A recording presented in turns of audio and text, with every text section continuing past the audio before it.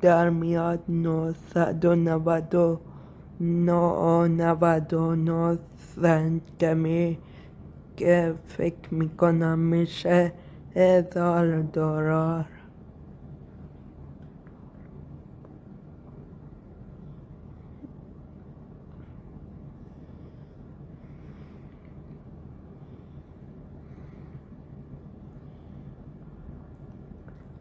اگه بخوان